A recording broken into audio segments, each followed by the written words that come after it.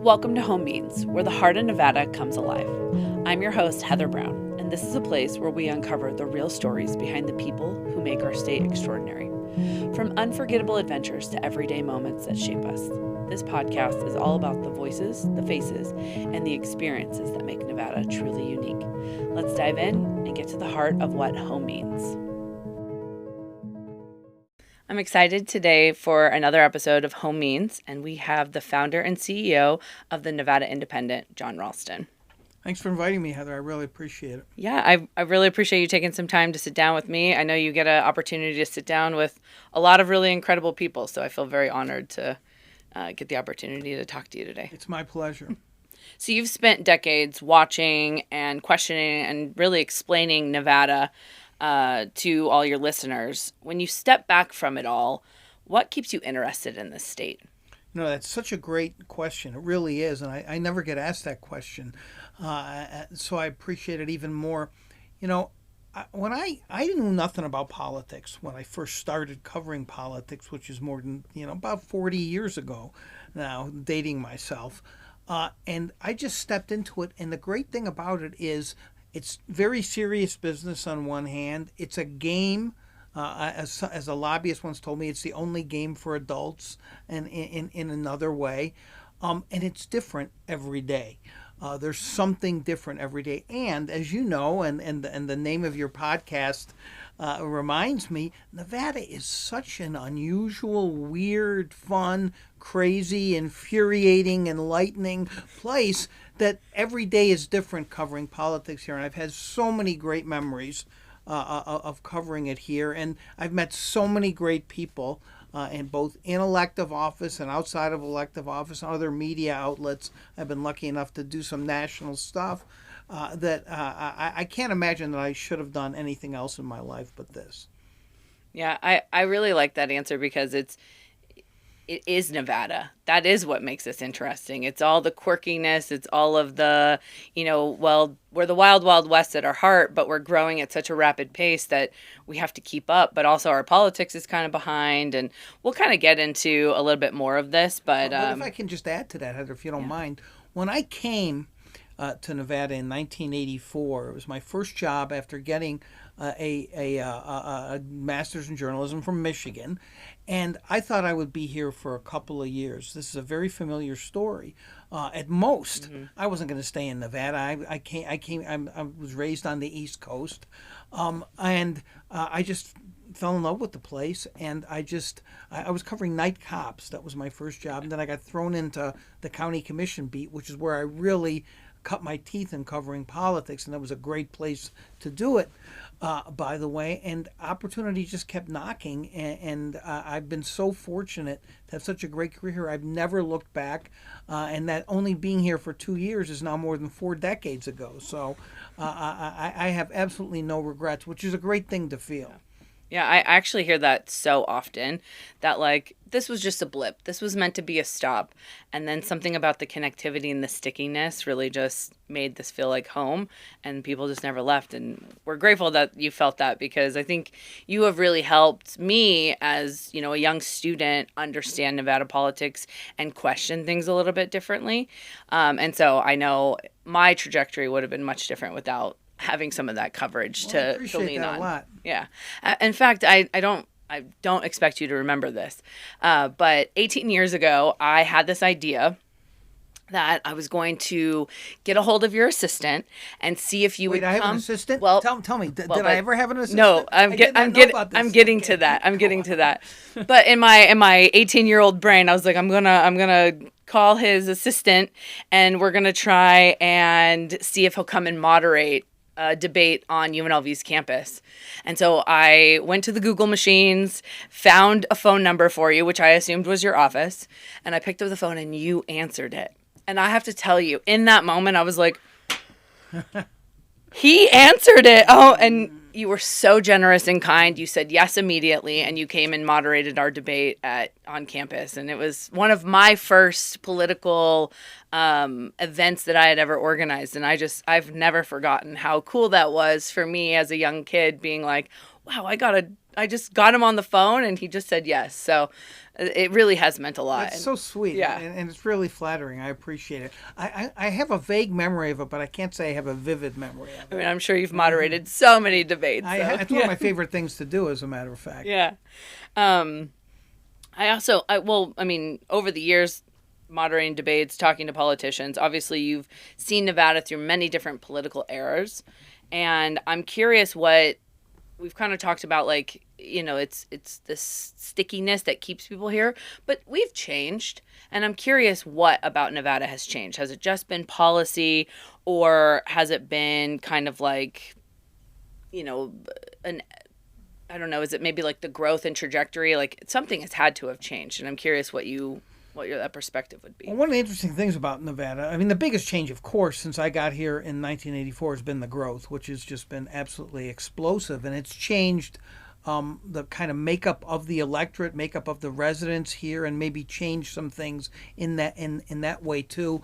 We for a while at least, until recent years, became much more of a Democratic state. We had been a Republican state for decades, but with the advent of maybe something we'll talk about later with Harry Reid and his machine, that he was able to change the dynamics of the state, taking advantage of the demographics. For instance, just one thing, and this isn't maybe exactly on point, and I apologize if it's not, but when I started covering politics, people talked about the Mormon vote.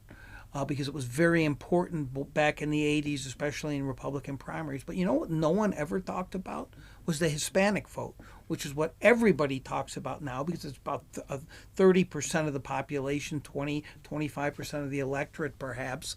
And that was a huge change in Nevada. And Las Vegas, which was kind of, it still is to a little bit of an extent, and you will get this too, caricatured nationally.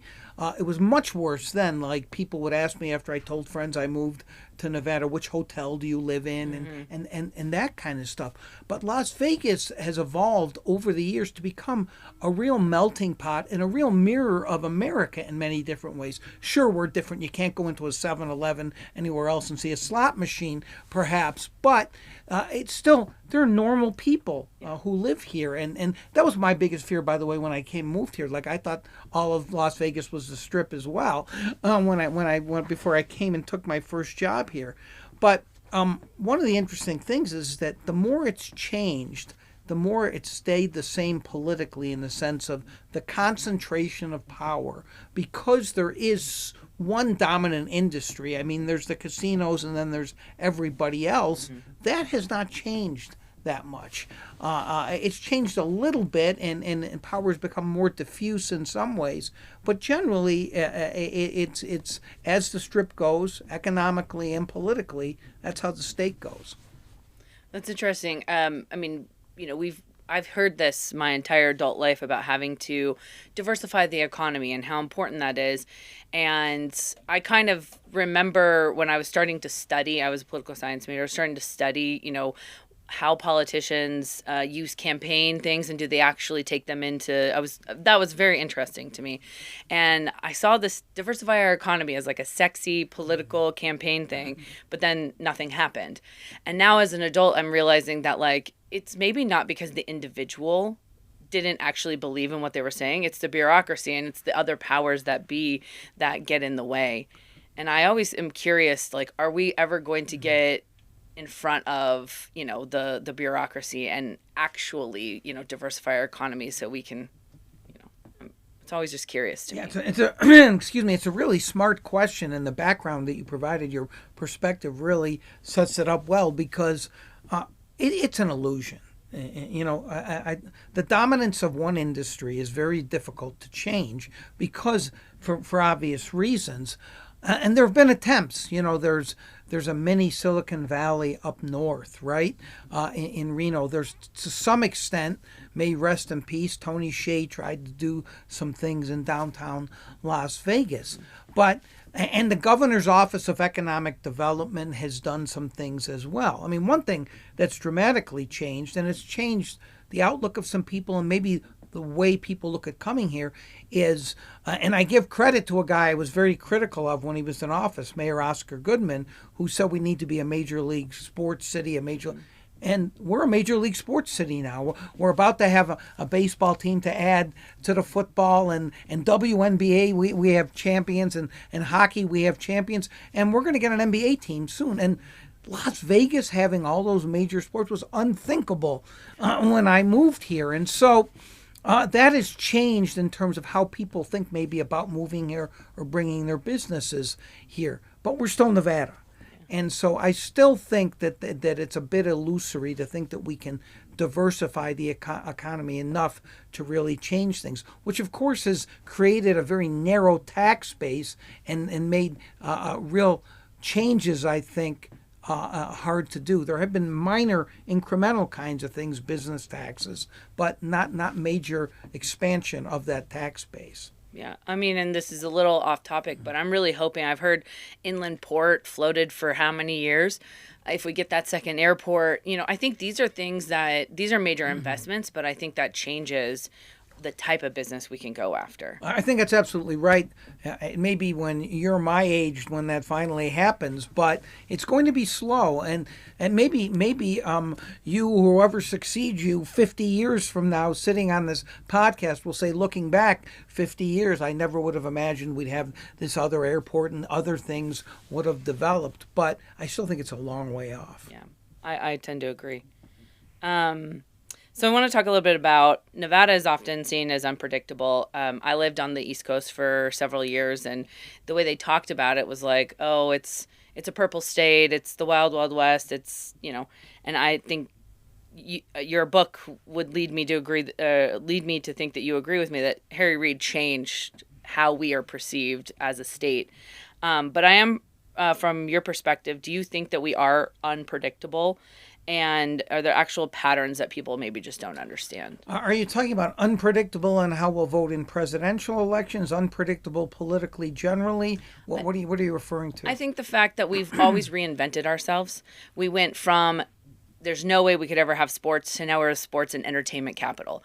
We went from, not being relevant in presidential primaries to be the first in the West. I feel like we've never led with no. We're always with yes and or not now, but we'll figure it out. And maybe I'm being a little Pollyanna and thinking that way, but I've always felt like being here in Nevada, people are always trying to be innovative in some way. Politically, though, no one paid attention nationally to Nevada through probably the early 2000s. And I'll just go into some of brief history if I can, Heather. We were a Republican state presidentially, and reliably so, for about 40 years, starting in the mid-'60s, with only two exceptions, and that was Bill Clinton's two elections, and only not because of Bill Clinton, but because Ross Perot, a third-party candidate, divided the vote, and so Clinton was able to win Nevada. But until Harry Reid really decided, and some people close to him, and I do talk about this in my biography of Reid, that we could become an early state in the presidential decision-making process, that Reid, of course, saw this globally and also locally, saw it globally as a way to get Nevada more respect, and locally to help him in his own elections and to help Democrats. And so they got into the early state mix in late 2006, and the first election was 2008, and suddenly they registered 30,000 new Democrats in one day, and at one time the Democrats had a huge lead. It's completely evaporated now, but they did, and so they changed the way Nevada was looked at, especially after we became an early state in the caucus. The presidential candidate had to come out here and not just kiss Harry Reid's ring, but do media interviews. And so we got on the map that way. By the way, that was very helpful to my career as well, because I got a lot of national attention and got to know a lot of people in the national media who have become friends. And so now we are really seen. You mentioned first in the West. It's possible they're trying right now, even as we sit here, to make us first in the nation. I'm not sure that'll happen, but we're going to be in the early state mix. Now, we're still seen as kind of quirky and weird, even by the national media. We're not seen with the kind of reverence that an Iowa or New Hampshire, and even to some extent South Carolina have. they're also closer to all the East Coast media, right? And so they're used to visiting there. But now I think they're starting to see Las Vegas as a fun place to visit, that Nevada is kind of an interesting state to travel around, and that our politics are very weird and to some extent unpredictable.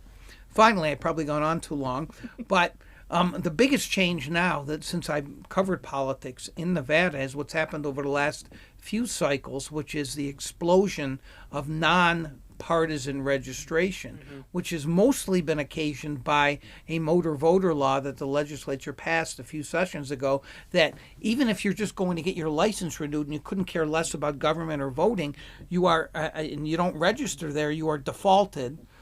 You were to nonpartisan. And so that's caused this explosion in voters, many of whom I describe as zombie voters because they're never going to vote. They don't even know they were registered. So it's made it much harder to kind of get a handle on what's happening in Nevada. And there's been the erosion of the Democrats' lead over Republicans. So now we are more purple than ever. It's harder to predict Nevada elections, which is infuriating to someone who made a living out of predicting Nevada elections. But it's ever unpredictable, which of course is an appealing thing to me as well. Yeah, I am also, I ran for office myself, and I am constantly just enamored by the political cycle. And I think it's more expensive to run elections now because you just don't have your targeted base. And so there's an argument to that too, where it's like, well, all these zombie voters, yes, they're 0 out of 3 elections, so they're probably not targeted, at least in a primary. But, if somebody's targeting them, somebody's spending money on them. And so now we're going to see an influx in, campaign consultants and everything that move here, and we'll have a whole new industry. That's how we diversify our economy. There you go, campaign consultants. We figured it out. By the way, we have more bad campaign consultants here than we've ever had. In my opinion, and people are making a lot of money, and there are a lot of grifters who take advantage of naive candidates, and that's going on more and more, but it's obviously much more expensive. When you talk about the governor's race this year, you talk about Joe Lombardo has like 15 million plus. It's good to be the governor in a state with a very strong executive branch with so much power, and so that creates a very unlevel playing field. Yeah, and plus, we allow for war chests and things like that, which is just the nature of politics, right? It's good to be an incumbent, I guess. It is. Speaking of actually incumbents, you've watched a lot of leaders come and go, and I am curious if there is something that separates the ones that actually made an impact from the ones that didn't. Well, the difference would be something that's often forgotten, and that's work ethic. Some of these politicians, both in higher and lower offices, work harder than others. I like to say, and I still believe this, Heather, after 40 years of developing cynicism about politics, that I think 90%, 95%, 98%, I don't know what the number is, people who get into politics get into it for the right reason. They want to make a difference. They use the cliche. They want to enact good things for their community. That's why they're running. The system itself is hopelessly corrupting, though. You get in there and you like all the perks and people paying attention to you, and people who wouldn't have crossed the street to say hello to you are now coming up to you, begging you for their approval and to get something from you. It's intoxicating. And so I think and the amount of money, which you alluded to earlier, it tends to be corrupting. I don't mean that people become criminals, although that has happened. Yes. I just mean that when they say, here is what my values are, when they first run, and then they're here, and expanding what they're willing to do. There are people, though, who have stuck to their guns, as it were, as much as you can and gotten things done. You have governors like Brian Sandoval or Kenny Gwynn or Bob Miller, for instance, who really got some impressive things done as governor. And I was both praiseworthy and critical of all of those men. And Dick Bryan, who I know you've had on recently, is one of my favorite people in the history of Nevada politics, and he did a lot. By the way, just a little story I'll tell you, if you don't mind. Dick Bryan is the only politician who ever offered me a job to leave journalism. And I considered it for about 24 hours because I liked him so much, and just realized I could never leave this milieu. And I still think about this was in 1987, how different my life would have been if he wanted me to be his press secretary for his Senate race when he ran for the Senate. And if I had said yes and gone to Washington, I probably wouldn't be sitting here right now. Yeah. You are not the first and definitely not going to be the last person that told me a Senator Bryan story. And he is just a true statesman. And I feel so blessed to have the opportunity to learn more about him. I've sat down with some of his previous staffers, and they have nothing but, amazing things to say. And he is, where he'll rank in the pantheon of Nevada governors is hard to say, or senators.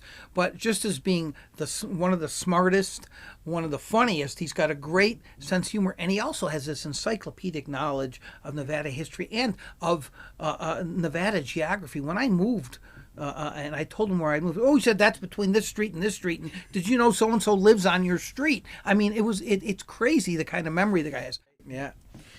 So you are sitting in front of me as the founder and CEO of the Nevada Independent. And I'm curious, what made you want to start this, given that at the time, local journalism was struggling. It's still struggling to this day.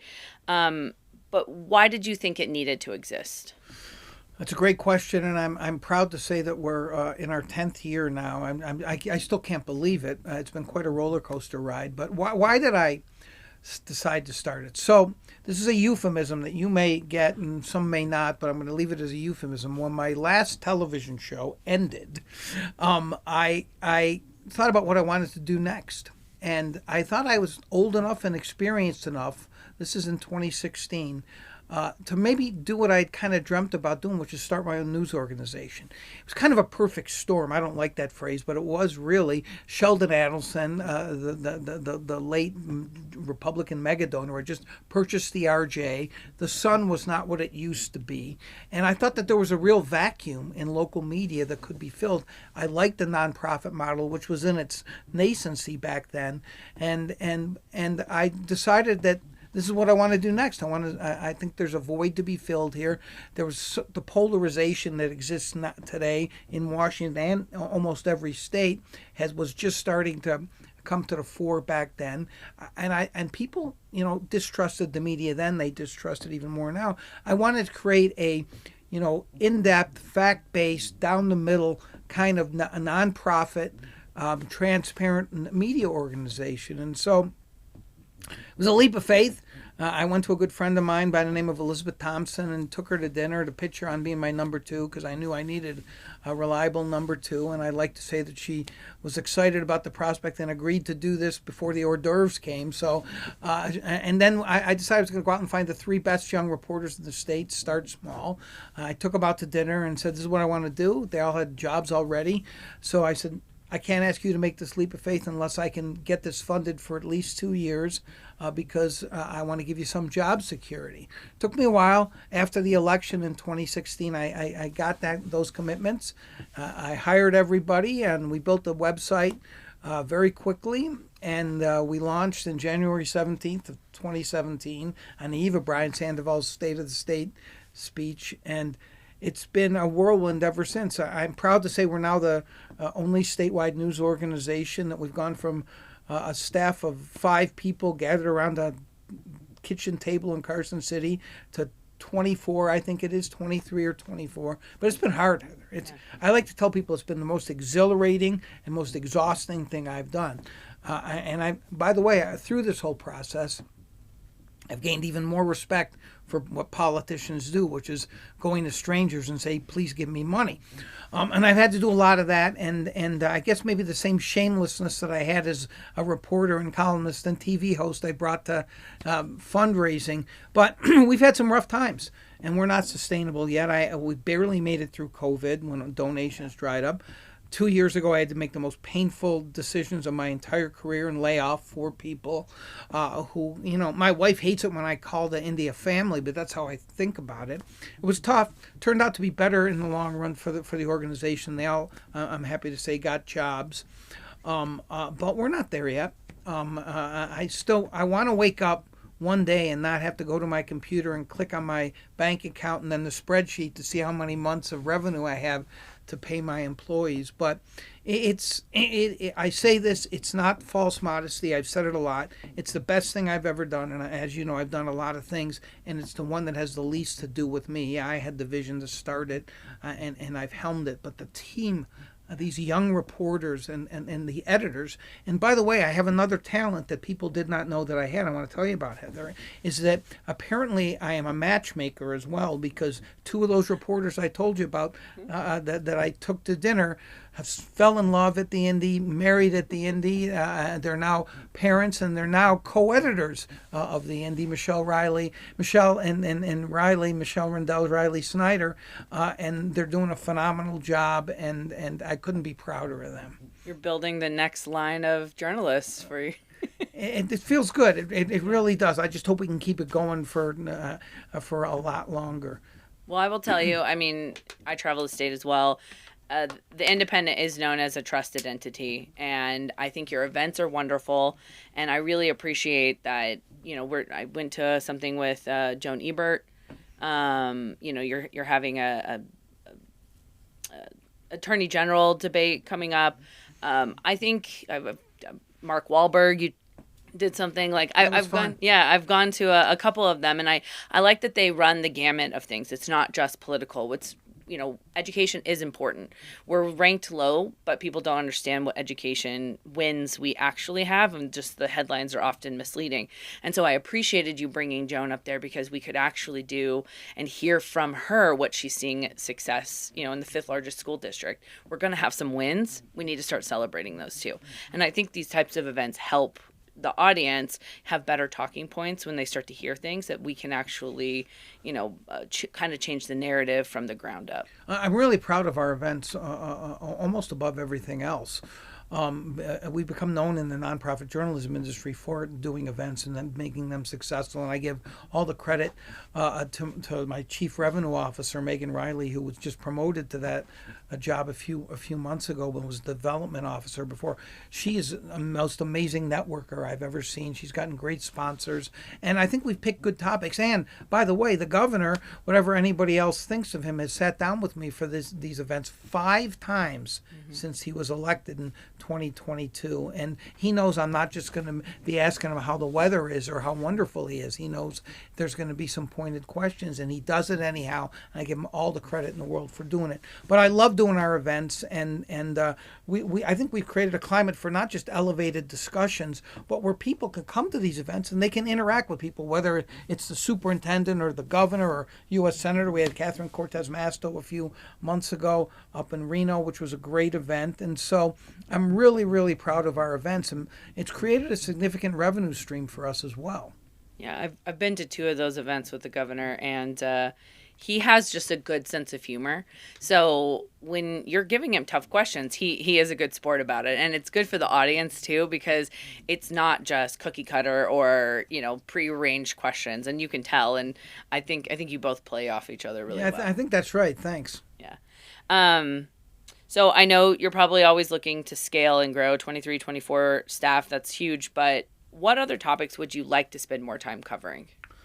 Well, the biggest thing I would like to cover that is not being covered well anywhere here or to some extent in the country is local government. We just have not been able to get the bandwidth to create a local government team. We do have a Southern Nevada local government accountability reporter who is this great young reporter named Duna Milliken, who's been with us for a while now.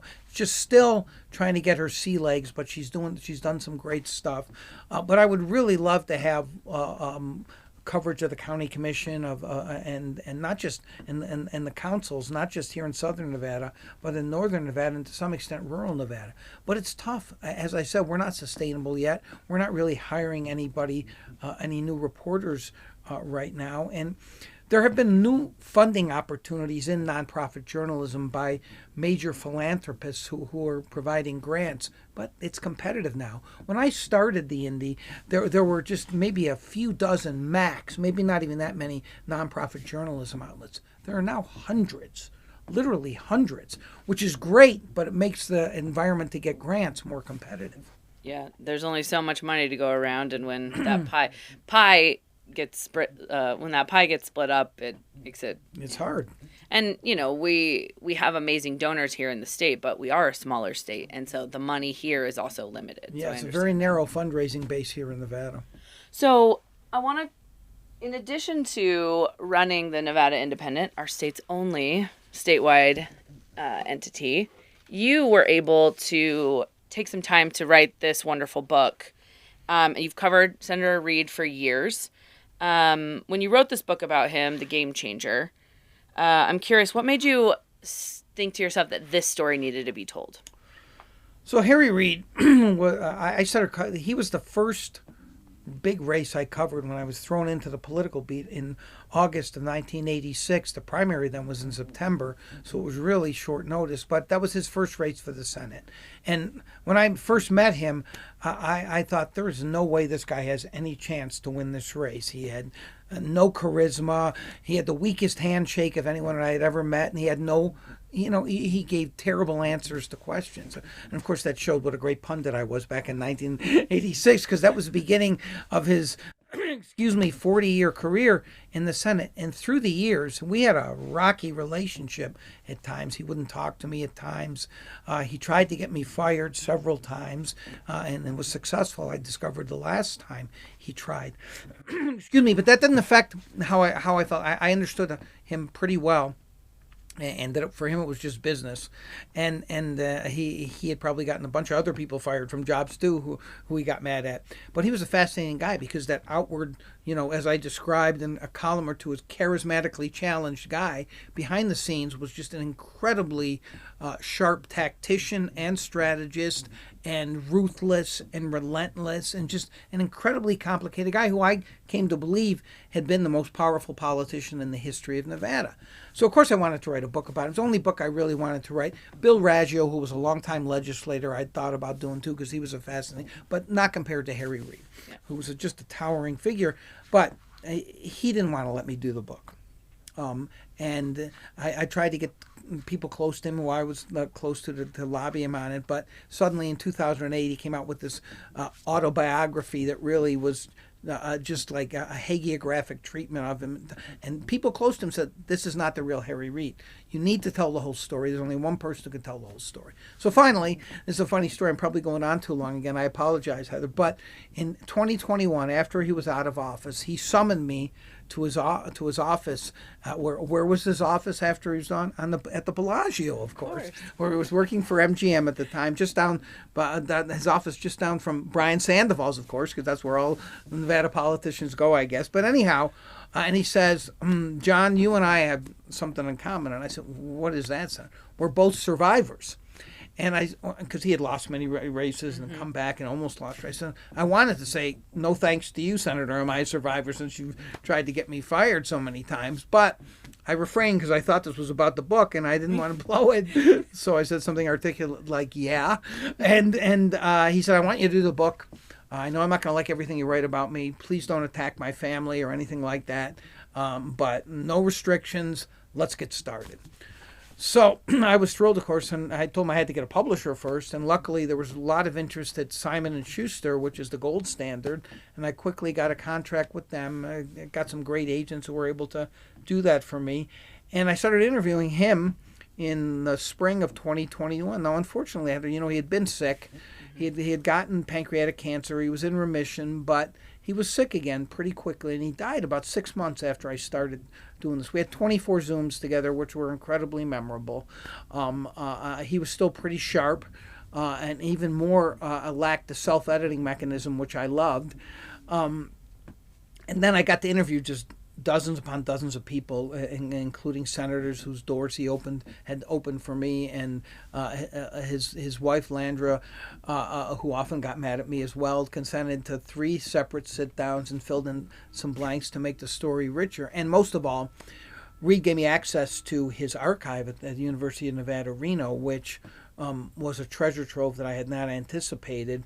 they didn't vet anything that they put in there. His state director told me, much to my delight, 1,000 boxes, 12 million digital files. The people up at Special Collections are just gods in my estimation. They helped me so much, created spreadsheets, and what I found in there is just incredible. And I hope people read the book and see the kinds of things that I was able to find that really paint, I think, a fuller and more nuanced picture of who this guy really was. And so the book's been out about 3 months now. It took 5 years from when I started to get it published. I could write a book about getting the book published, but I'm thrilled that it's finally out there, and it's gotten some very, very nice reviews, which I'm happy about too. So you mentioned that obviously you've had a interesting relationship with Senator Reid over the years. I've heard you tell the story about how he eventually got you fired, but you found out because you were going through the Special Collections. Is that right? Yeah, that's right.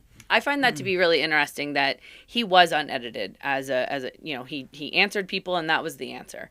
And so I actually think it's very poetic that his archives are also like him. It's very true. But that's the way he was. His state director, Mary Connolly, said, "John, I told him we have to vet all this stuff before we put it in there." And he looked at her and said, and this is so Harry Reid, "No, just put it all in there."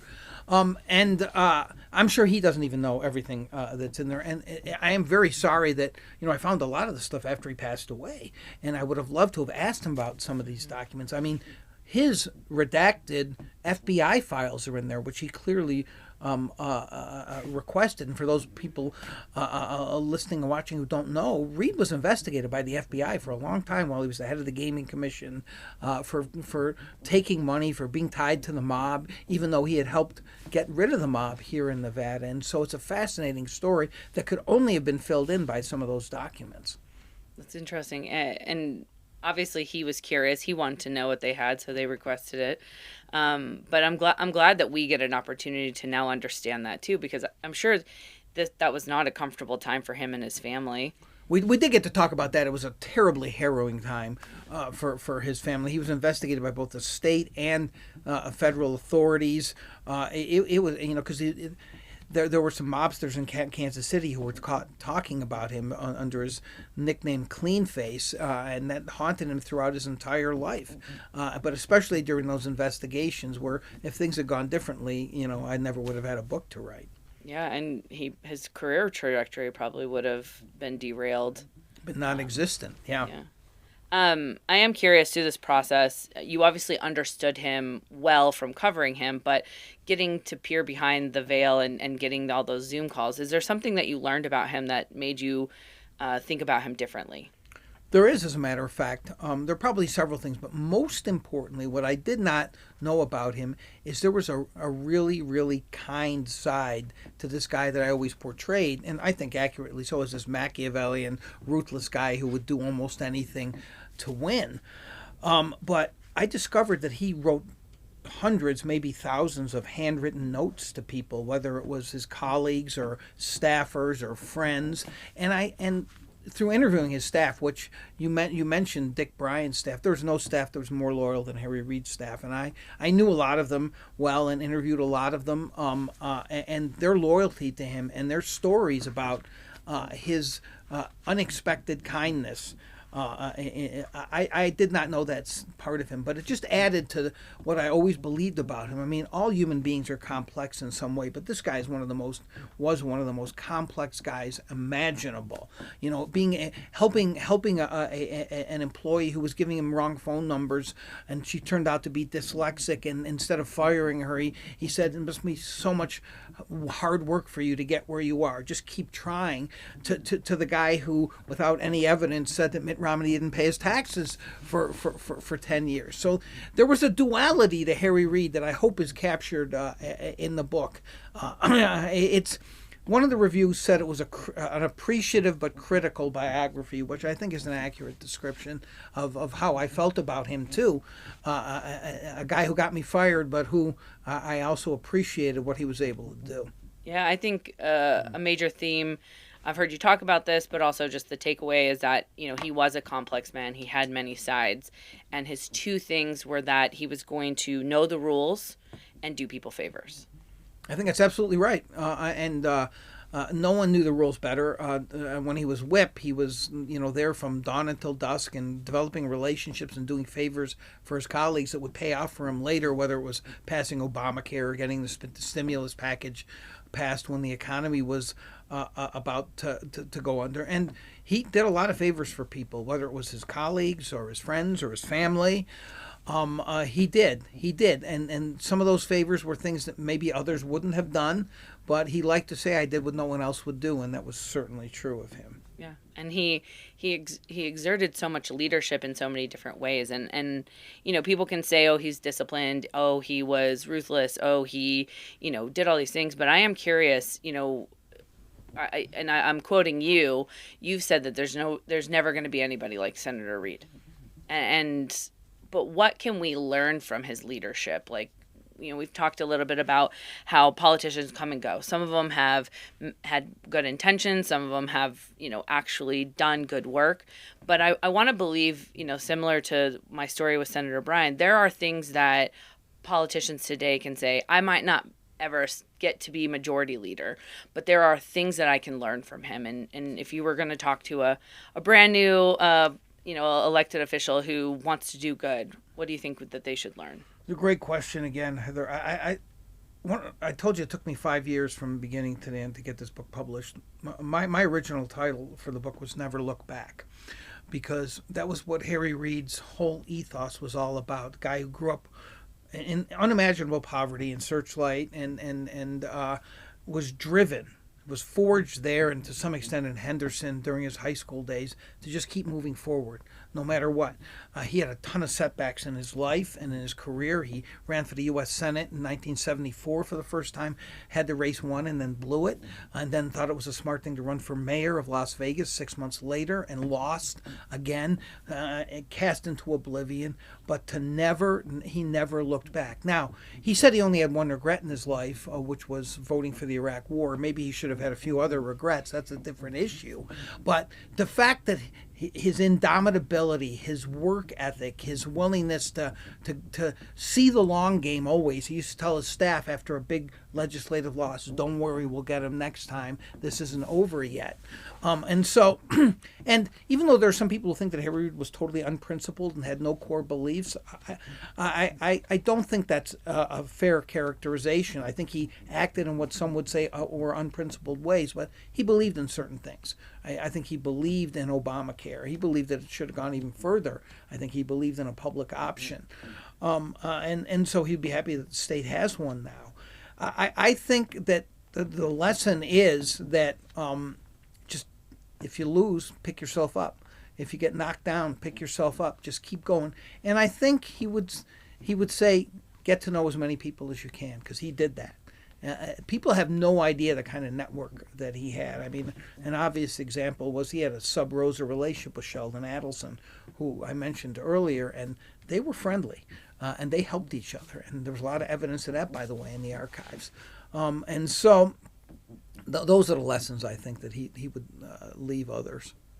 And I was Team Reid for, through my affiliation, but one thing that I always learned that I'm trying to think how I actually say this. He was a complex man, but we've established that. But I think the fact that he was Mormon and a Democrat, and that duality doesn't always go hand in hand, but he never lost sight of who he was while also pushing an agenda he genuinely believed in. I think that's right. One of the other things I learned from the archive and from my interviews, too, was how devout a Mormon he really was. He was a convert.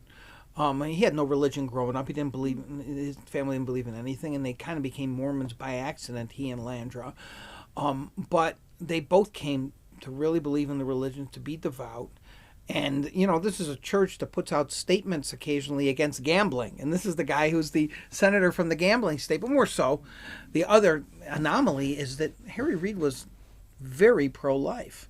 As all Mormons are, and yet he became the leader of the pro-choice party, right? And no one could have had the ability to thread that needle. And I talked to well-known pro-choice lawmakers like Barbara Boxer, about this, the former senator, and she just said he always treated us all with respect. He would give us our space. We knew he wasn't going to vote for us, but he would not stop stuff from coming to the floor, and that was just immeasurably valuable to Reid in building coalitions and keeping his position as leader.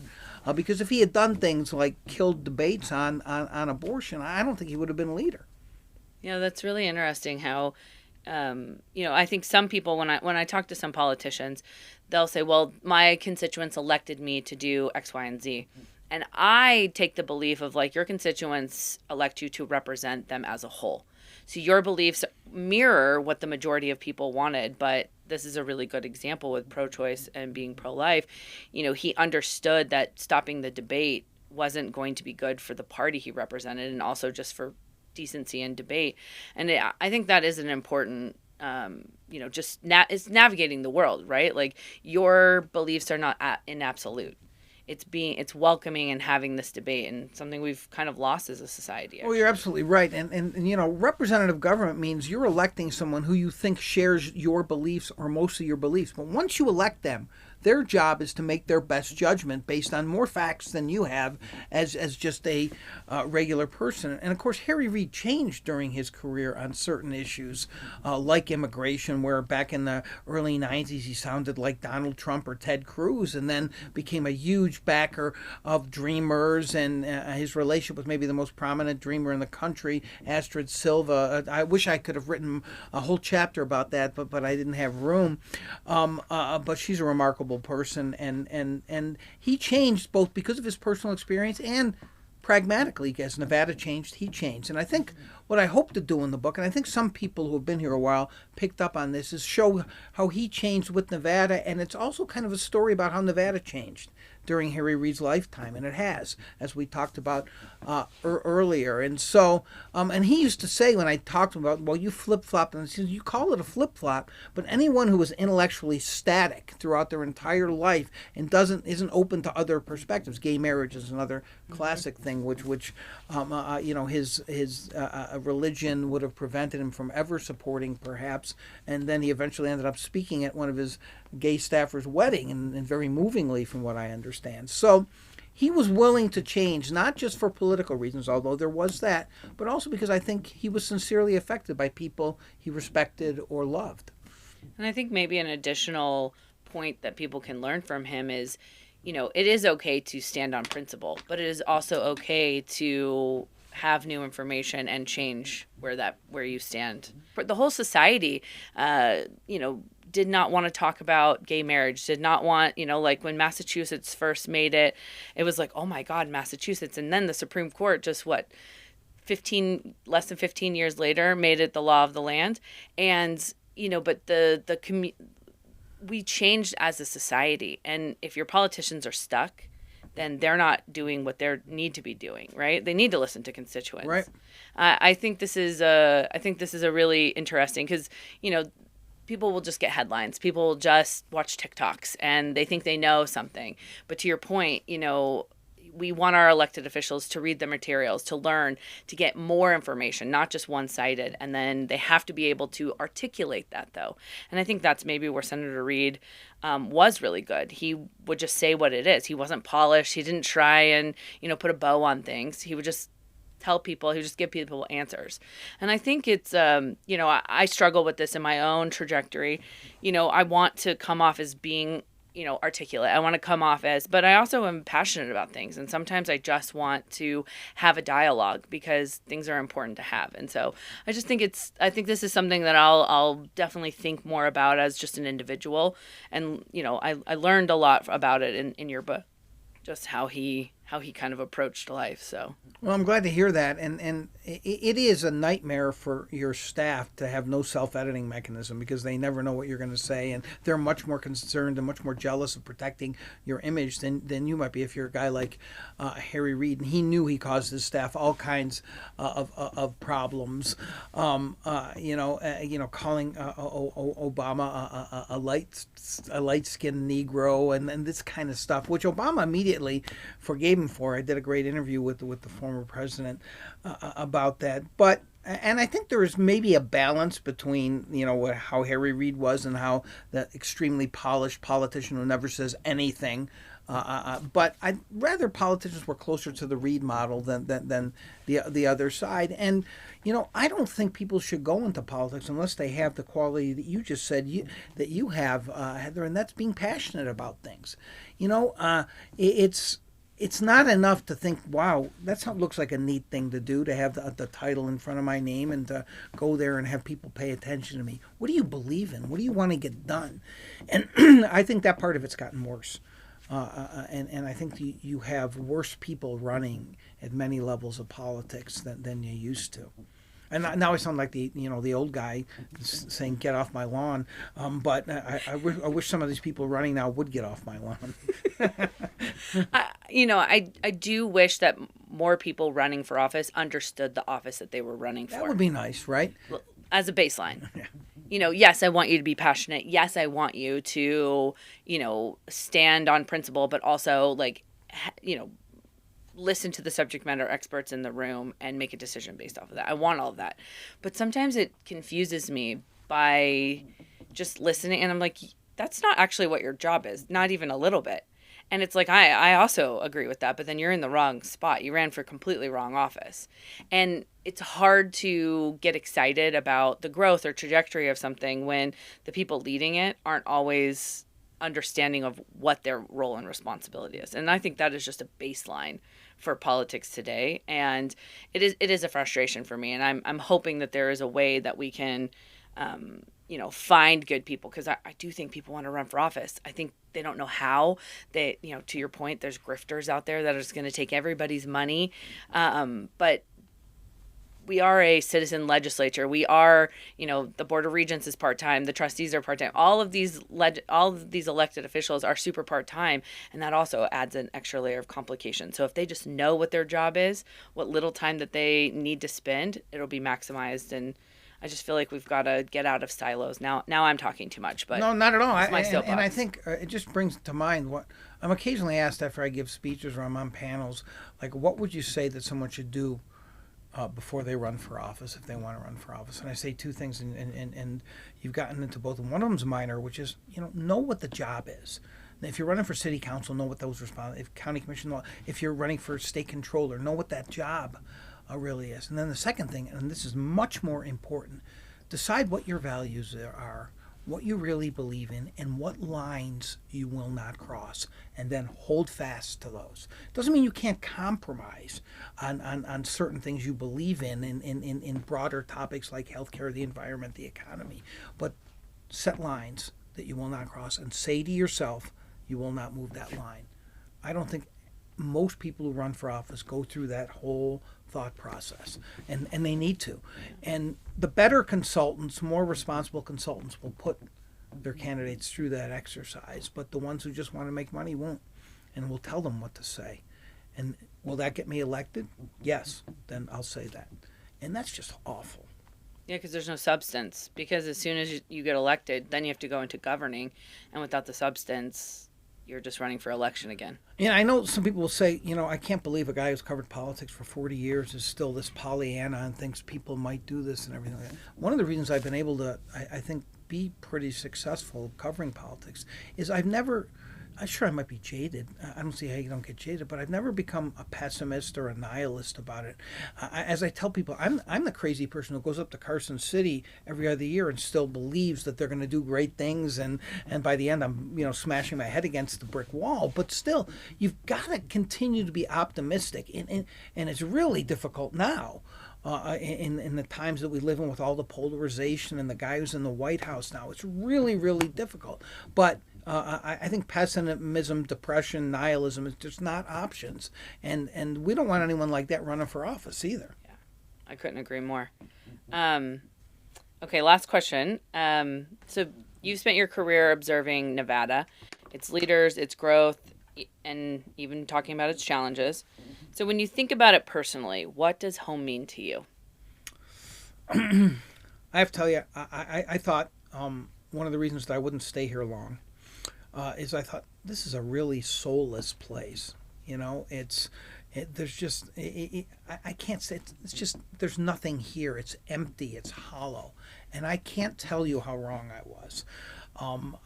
It has been such. First of all, I don't believe there's any better place in the world to cover politics than Nevada. It's just been so much fun, entertaining, crazy. I mean, I could probably write another book. Maybe I have another book in me. But I have become known to some extent nationally as the gatekeeper of being defensive about Nevada, and not just that too many people say Nevada. I'm a stickler on that, but just to make fun of us, to ridicule us, and especially as the state has changed. I mean, I love Nevada. I told you earlier, I have no regrets that I've never left. I've only had a couple of potential opportunities to leave, but they evaporated quickly in my own head.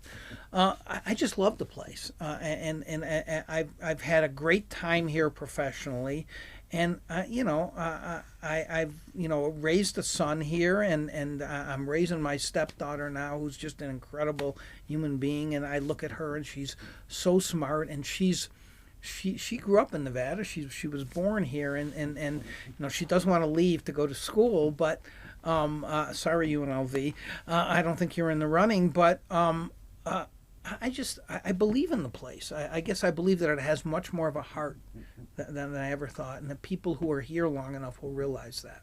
Yeah, I love that answer because I couldn't have said it better myself. I think when you start to, I heard somebody say this, there's 2.4 million people and I know all 50 of them. Yeah, exactly. And honestly, that could not be more true because those 50 people put their heart and soul into making this place better. They show up, and I just so grateful to just get to know the people who care about growing the state. And it is nice that we have access to that, and it's the accessibility is something that I think is unmatched and unparalleled. Oh, there's no question about that, and there are so many great people who I've come to know either as sources or acquaintances or friends who are just the most wonderful, dedicated, caring, loving people that you could meet anywhere in the world, and I treasure that I've been able to interact with them. Wow. Well, I love that, and thank you for all that you do to cover Nevada, because I do think that journalism keeps people honest, it keeps people informed, and hopefully will help move our state forward. So Can I tell people to donate to the Nevada Independent? Of course. And buy the book. Yes, of course. We're going to do a little bit of rapid fire, and then we'll definitely do some plugs, because this is a wonderful book. Senator Reid was a wonderful man, and we are lucky that you took some time to share his story with us. Thanks. I appreciate that. All right, we're going to do some rapid fire. I thought I heard last question. Can't I get out of here? No, you're stuck. I'm having too much fun. What is your favorite local restaurant? It's really a difficult one for me. I'll tell you why. I'm gonna name one, but I have a favorite restaurant that I've talked about for years. When people ask me this privately, not publicly, I've never said this publicly.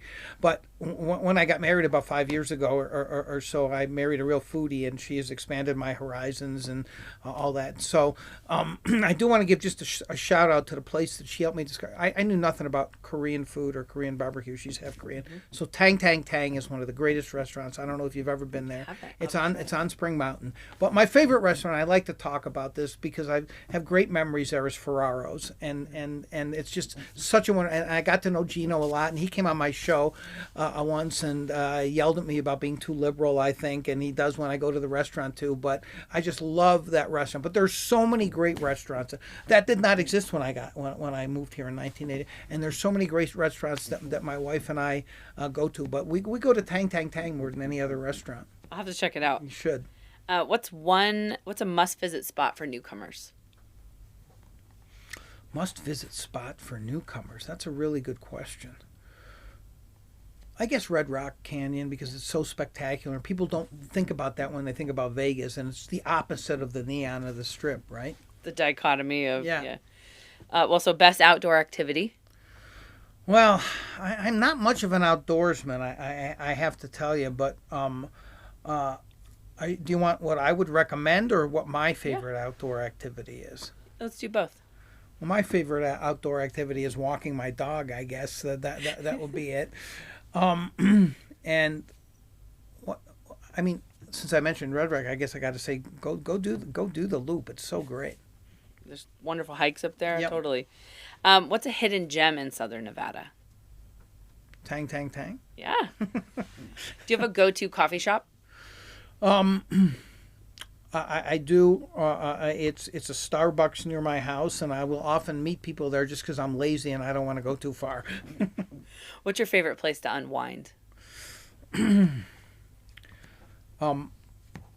My family room. Yeah. With my wife and the dog on the couch, watching some mindless TV.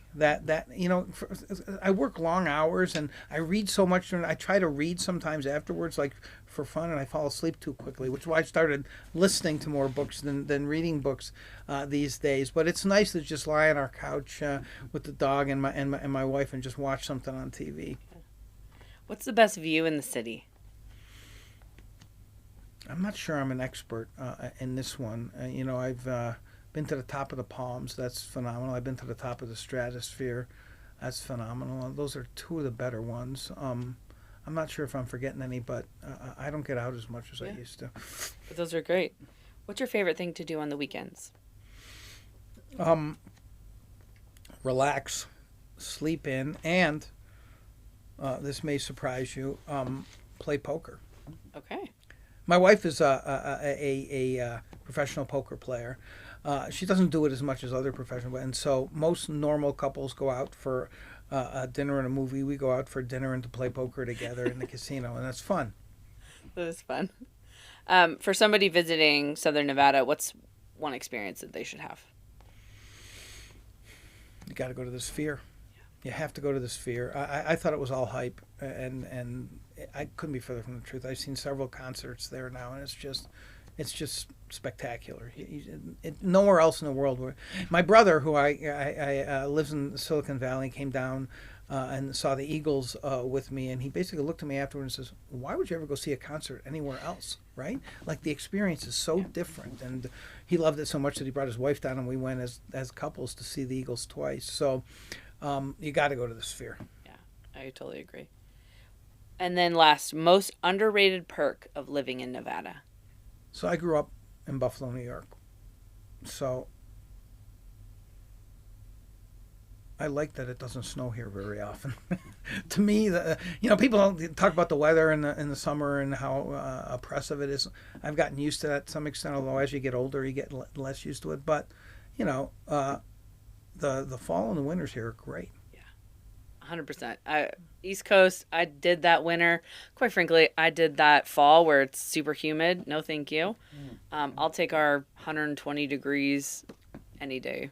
And it's a dry heat. You can stay indoors, too. That's right. That's right. Well, thank you so much. Let's definitely, you want to tell people how they can donate to the Nevada Independent? Yeah, the Nevada Independent, as I said, it's a 501c3 nonprofit, so it's tax deductible.